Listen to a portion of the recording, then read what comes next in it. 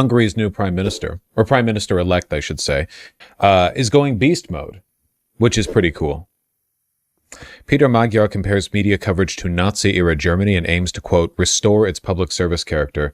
The rats are fleeing the ship. The corrupt Viktor Orban regime and all of the private and public institutions and the people in them who relied on his patronage are panicking.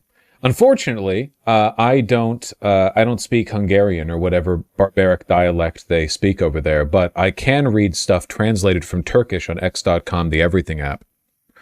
New Hungarian Prime Minister Peter Magyar appears as a guest on state television M1 for the first time. Worth pointing out, and I've said this before, but he was not allowed to appear on the state-run television channel a single time until after he won. Viktor Orban had so thoroughly captured state media over there, they didn't even allow him to appear on TV. Until now. Some quotes, which I will assume have been translated faithfully because I've seen them discussed elsewhere. We will suspend this channel's news service. This isn't about me. I'm not seeking revenge. Our people deserve journalism that reflects the truth. We will nationalize the assets given to business people and foundations during the Orban era. The Matthias Corvinus Collegium Foundation, close to Orban, was transferred 10% of MOL, an oil company, and Gedeon Richter, a pharmaceutical company, for free. We will take back these shares. After 16 years of the Orban era, 400,000 Hungarian children in this country are living in deep poverty.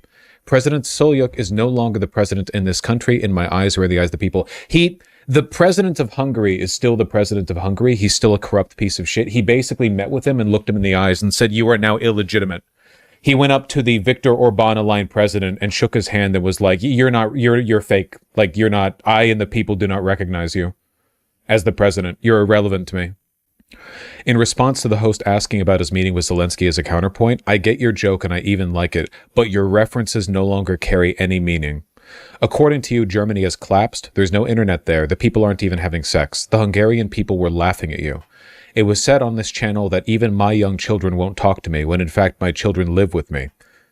When the host interrupted him, no host in the studio ever dared to interrupt Hungary's most corrupt and most lying prime minister. When asked about the legal basis for closing the news service, for someone on this channel to accuse me of breaking the law looks like a thief accusing the police. Everybody on this news station and everyone who worked with Orban is a traitor to Hungary and should be executed. The idea that, like, you can rape your country to death and just, like, profit off of misery and suffering, they are more damaging to the country than any foreign adversary, any soldier, any spy, and they were able to do it publicly in open view of everyone. You saw the tweet where he posed for a photo with the guy, then shit-talked him? Yeah, I saw. I have arrived at the Sandor Palace to meet the President of Hungary. Dr. Tamás Solyuk is unworthy of representing the unity of the Hungarian nation. He is unfit to serve as the guardian of legality. He is not fit to serve as a moral authority or a role model. Following the formation of the new government, he must leave office immediately. And then they still took the fit pic together. So good. Him saying this is more than the Dems have ever done to fight right-wing media here. Yeah, it'd be nice. Maybe he'll be better than I gave him credit for. Dude, I literally fantasize every day about doing stuff here. Democrats will never. Did the absolute cinema meme IRL.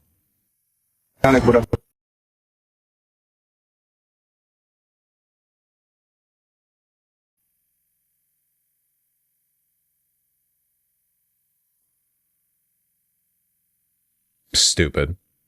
Hungarian here, M1 spewed some of the most vile, hateful shit for over a decade, literally made people lose their minds. Yeah. A lot like our Fox News, but worse. More like Russian state TV, really. Not that Fox News isn't state TV. Yeah, no, it was pretty bad.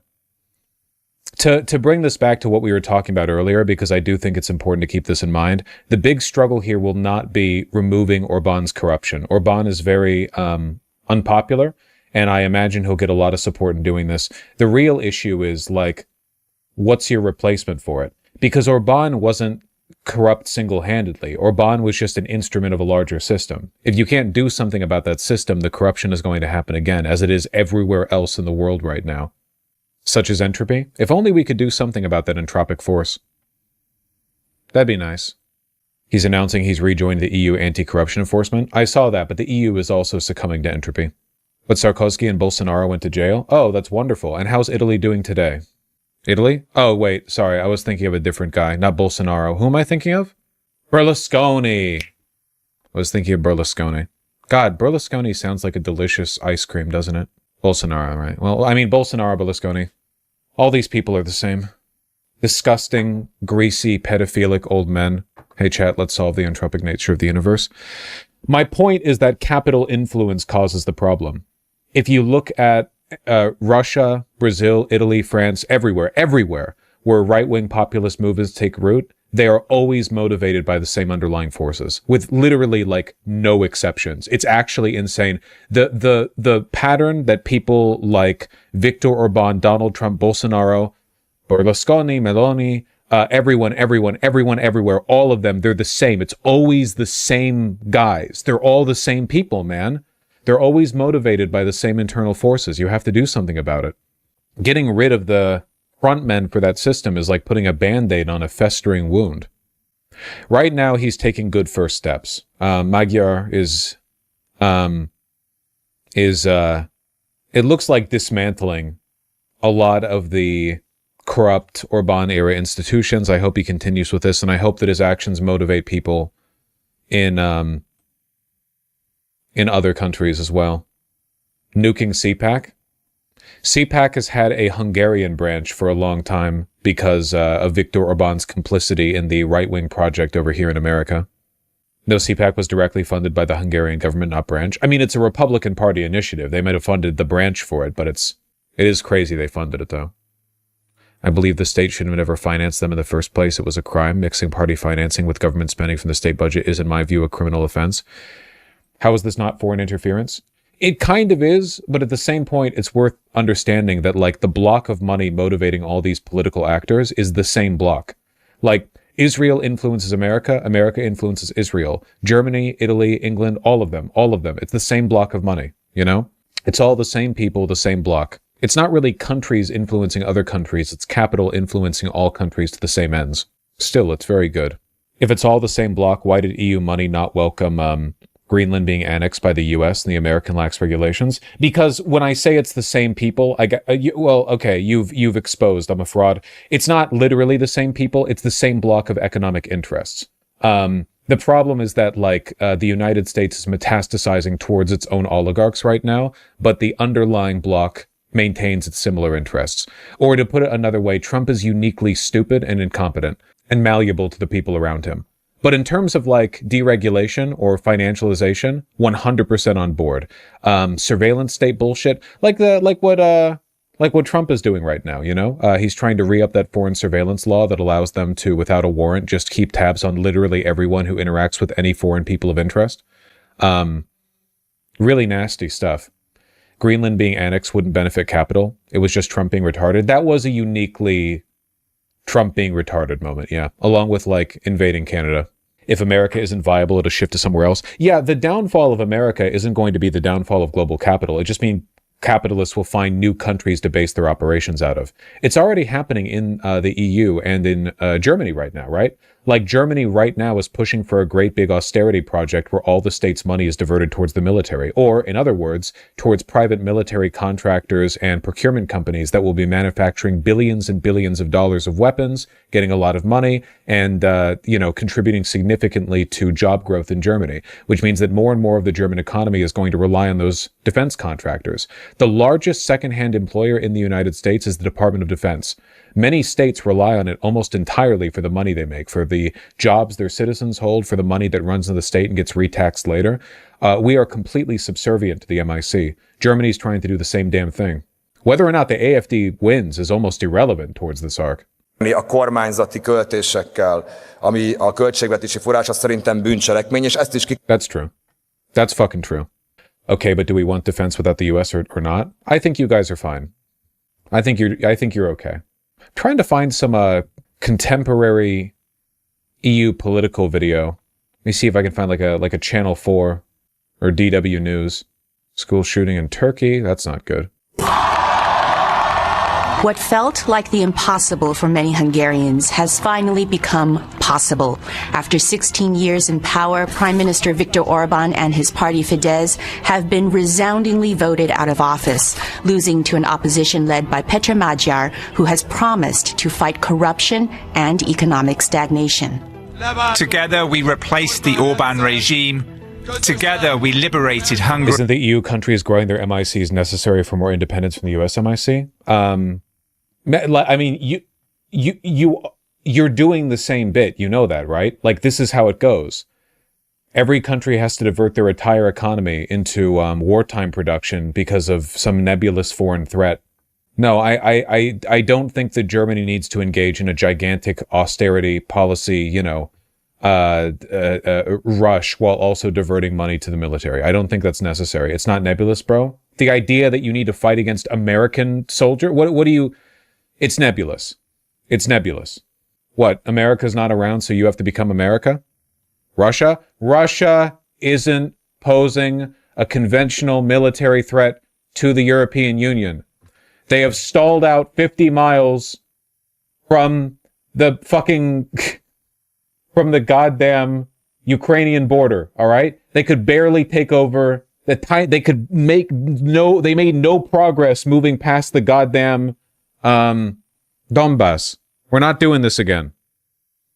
Together, the threats that Russia poses are non-conventional. Oil and natural gas reliance, global energy, foreign trade, and nuclear weapons. You can't do anything about the nukes, I'm sorry to say, apart from trying to engage fairly with Russia and be on good terms with them. Cyber warfare as well, yeah, I think that you should invest heavily in, like, cyber warfare preventative defense.